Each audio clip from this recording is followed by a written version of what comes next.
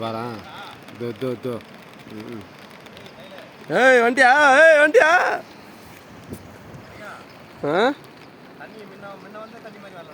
ஏய் தண்ணிலாம் பள்ளம் போட்டுக்குது, அதனால தெரியல. இப்போதான் தண்ணி அதிகமாகுது பேர் வர வர.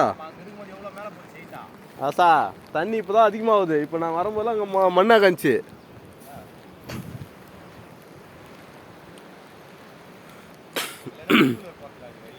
ஆ ஆமாம், இது பஸ்ஸு போகிறது தண்ணி. இது